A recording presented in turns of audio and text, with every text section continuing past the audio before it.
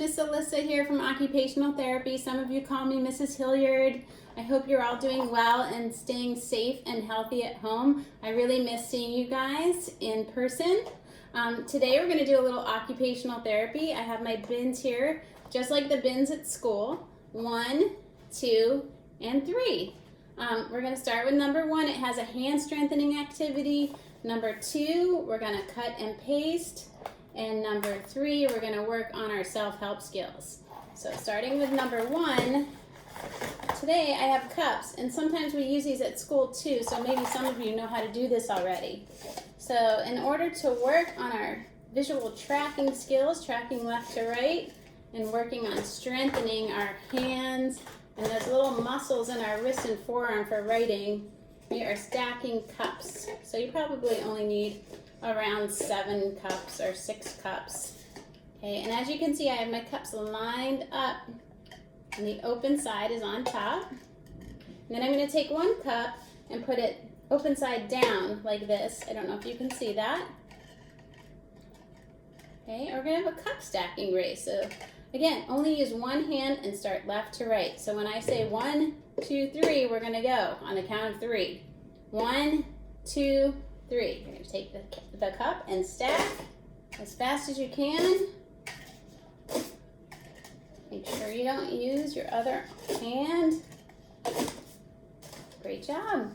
So then you can try it the other way. You can line up your cups open side down, and the last cup will stay open on the top.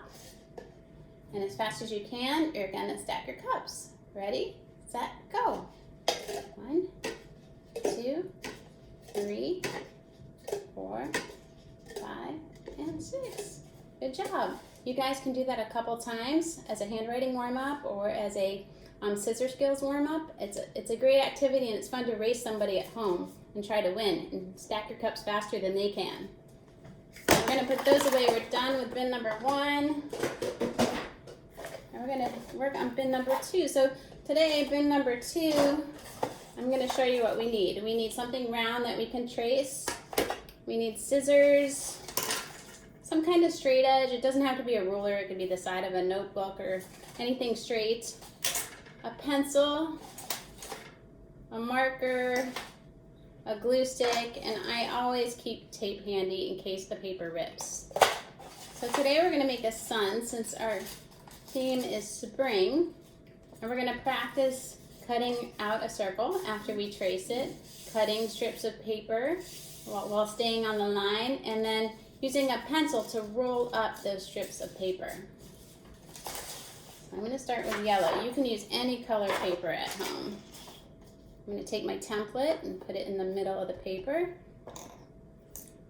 and I'm going to practice using a stabilizing hand, just like when we write.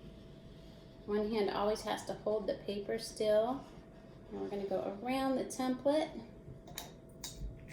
Tupperware, and then we're going to have a circle. And sometimes for kids who have trouble getting to the shape when cutting, I draw a little arrow so they know where to cut into the shape. So we're going to cut out our circle.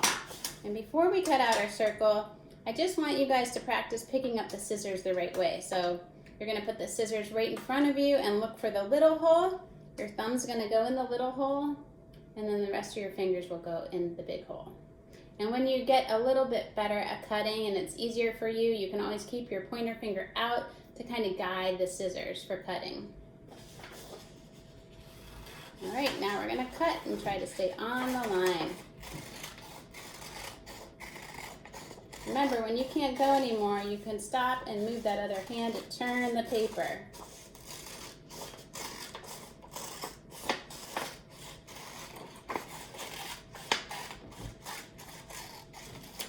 And there we have our circle. All right, the next thing we're going to do is take a different colored piece of paper, or it could be the same color, and use our straight edge. And again, we're going to practice using a stabilizing hand and drawing a straight line. And it's good practice using a ruler if you have one. So we're going to make lines down all the way across.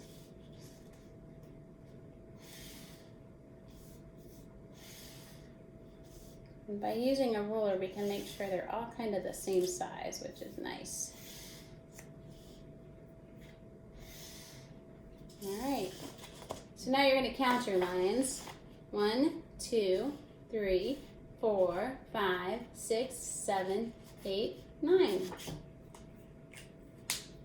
We have 9, so we're going to cut those out while staying on the line.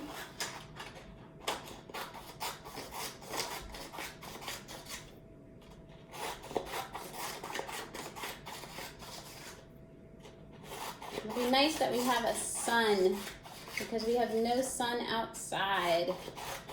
I cannot believe it's snowing in mid-April. Alright, so take your time cutting. I'm cutting a little faster, but you really want to cut slow and stay on the line and coordinate that shoulder elevation or moving your shoulder up for the open and close pattern of your hand.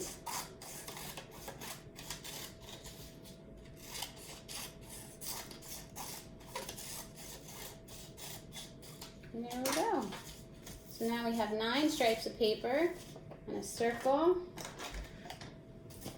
Now, in order to space out where we're going to put our stripes, it's good to make a little X, or little X's going all the way around your circle. So we're going to make 9 X's going around the edge of our circle like this. All the way around. 3, 4, 5, 6, 7, 8, and 9. So when you're done, it will look something like this. Now we're going to take our glue stick, and so this is having a little trouble getting it open. Here we go. Must have dried shut. And we're going to put glue on our X's, going all the way around. But again, look, we're using a stabilizing hand to turn that paper. So we're really working on motor coordination.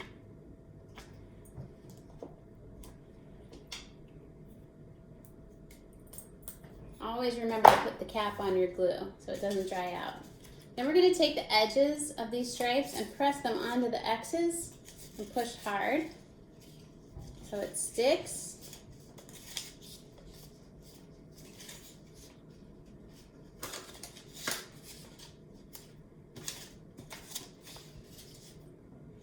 You might want to really press down and just wait a few seconds before you turn your paper over. And that's so our stripes don't fall off. You kind of push down and make them stick. Okay, now our glue should be dry. We're going to carefully turn our sun over. And then you're going to take your pencil.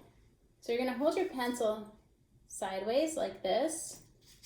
And we're going to grab the edge of the paper with our pencil, and using those writing fingers, we're going to roll up the rays on our sun, or the stripes on our sun.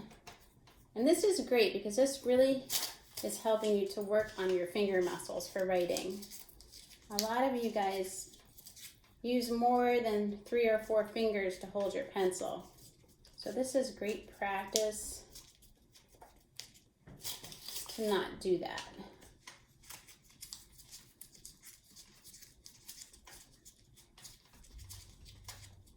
Roll them all the way. So you can just go halfway. You don't have to go the whole way when you're rolling. You just kind of want to get a little curl in your sun rays.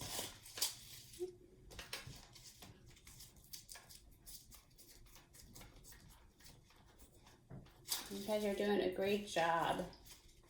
I tried this with a marker. A marker doesn't really work as well as a pencil. A pencil does a much better job, and plus it's smaller, so you're really using those pincer fingers. And we have 2 more.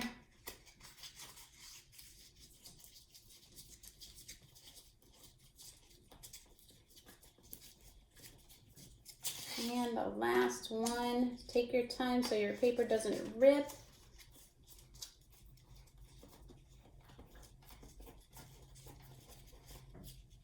And when you're done, your sun should look something like this. And then what I did as I just made a face on my sun. So you can make any kind of eyes you want, and a nose, and a mouth. So this is a happy sun. And then I have a sun that's sleeping that I made earlier. And that's our cutting activity and our hand strengthening activity combined. So in order to do a writing activity today, I also printed out a little poem about the sun. So you guys can practice writing your sentences, spacing your words, keeping letters on the line. So you're going to take your notebook paper, and you can see I already highlighted my writing line. So I made my highlight paper. So you guys can do that at home too. If you want to pause this video and do that, that would be a good idea so that you can write the poem. I'm going to read the poem to you. The sun will shine, the rain will fall, the seeds will sprout and grow up tall. So I'm going to hold that up here so you can see it and you guys can copy it on your paper. Right? Maybe mom or dad or somebody who's working with you can write that out as well a little faster, and then you can copy it from whatever they write. So make sure that you're keeping your letters on the line and spacing your words. You can always use a pencil to space your words. So you write a word, you put your pencil down like this, you write the next word, you put a pencil down like this, or a great thing to use is a popsicle stick. Okay, so you can see. I'm going to show you the one I did.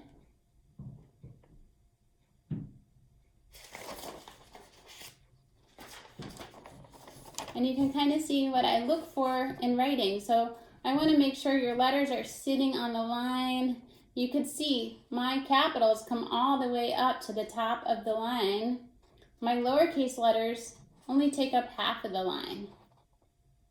So really work on that spacing and keeping your letters on the line. And that's our writing activity. So we're going to put all this stuff away. And then I'm going to have you guys practice on your shoe for shoe tying. Because I know everybody at Sunview, almost all of you are working on shoe tying. So if you have your shoe, that's great. But if you don't, you can pause this video and go find your shoe. And remember, we always keep one of those little holes at the top open so we can anchor our lace. This is the adapted shoe tying method.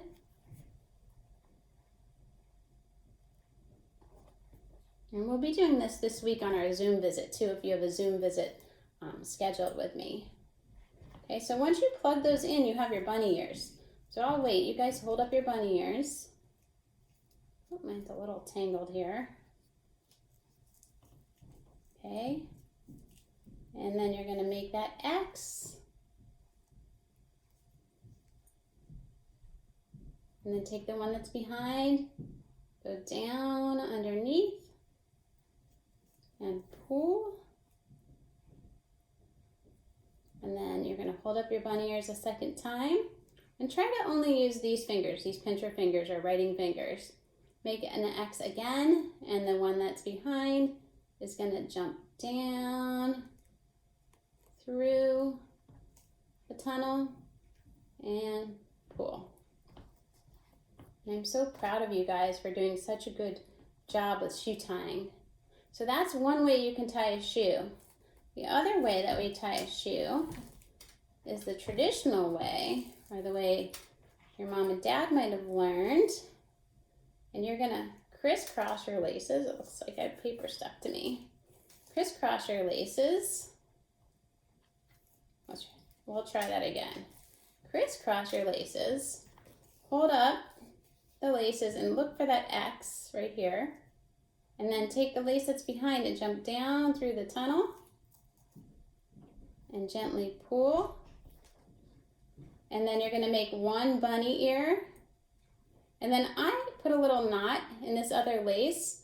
So it kind of gives a visual cue of where to push the lace through. So you're going to take that little knot and it's going to fly around the bunny ear. And then you save a little space down here. Push the knot through and pull. And then you tied your shoe. All right, you guys did a great job today. We're all done with bin number 3. That was our shoe tying. And I will see you next week. Have a great weekend. Signing off.